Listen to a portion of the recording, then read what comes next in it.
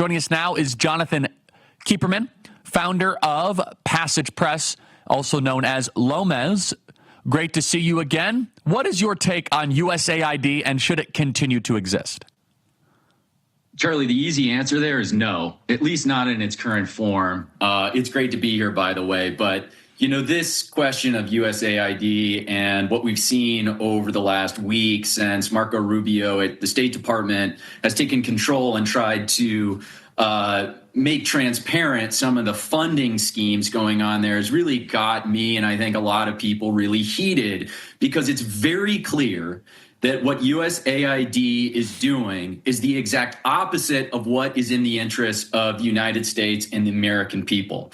And USAID really is a kind of perfect microcosm of both the stupidity and the malice of the unelected and unaccountable bureaucrats who run our State Department and use our tax dollars, the money that we make and that should be helping our people and supporting our interests, instead goes to spreading this international ideology, what we might just call international wokeism, for the benefit of their own pockets and of their own interests, which again are entirely divorced from the interests of the American people. So, I'm really glad that this is now out there, that this is a discussion we're having, and what was previously so opaque about some of this funding and this waste is now open for everyone to see. I want to thank, by the way, Data Republican, a great account on Twitter, also put together a tool at datarepublican.com where you can go and search this stuff for yourself. So I encourage you to go to datarepublican.com, type in USAID to the grant search tool, and see what comes up. I just did this, okay? And here's just one small sample of something I found. $30 million going to an organization called Creative Associates International. What does Creative Associates International do? They fund women in the Guatemalan highland to stitch their own ponchos. They also fund vague community organizing efforts in Burkina Faso.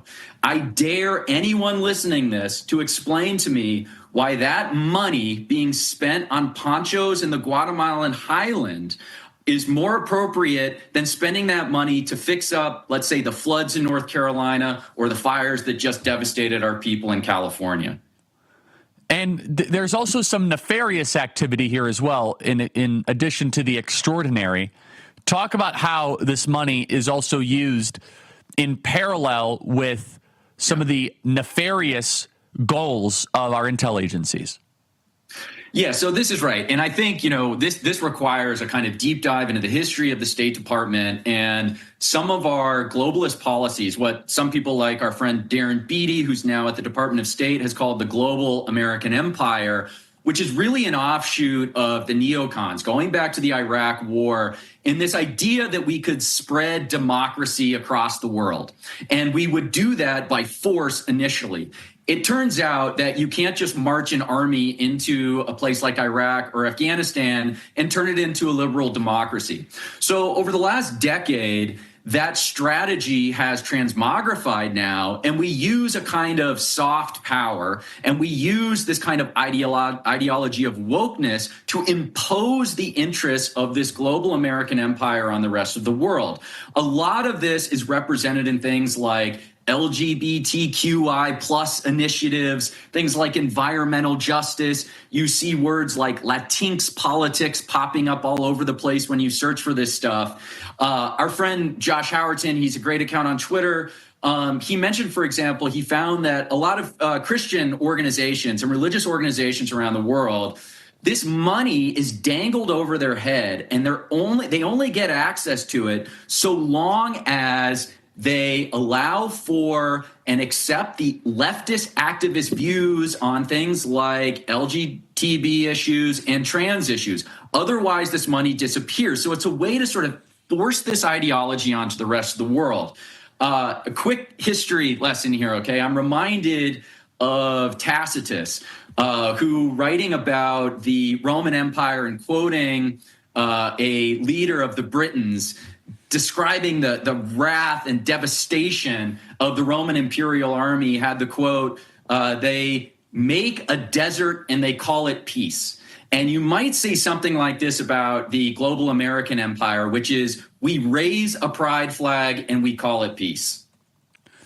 Otherwise known as the GAE, the GAE. Yeah, that's right. GAE, the global American empire. Just by coincidence. But you make a really astute point, which is that when we're told, for example, at USAID by their defenders, well, we're sending American values abroad. So we think we're sending like pocket constitutions to Aboriginal tribes in Australia. Like, wow. Like, you're trying to tell me that the poor people of Sudan are going to learn about Thomas Jefferson. No. When they say we're sending American values, we are sending gender transition clinics to Sri Lanka. Like we're sending the lowest aspects of the radical trans agenda. We're sending gay pride flags to Thailand. We're trying to convert the part of the world that might not believe that there are 242 genders. And part of this is the evangelistic component of the great American modern empire. The religion, the state-run religion, is LGBTQ diversity is our strength. Lomez. So, the divide here is very simple. There is the ideology of the global American empire. This is what we call globalist, broadly speaking. And then the other foreign policy option that we have is a nationalist, American first foreign policy. USAID has been operating on the globalist foreign policy ideology for the last several decades. Donald Trump, Marco Rubio, our patriots now in charge of our government, are reasserting a foreign policy that prefers and supports the interests of the American people over the rest of the world. And part of this now is going to be revising how we spend our money and returning that money to the American people.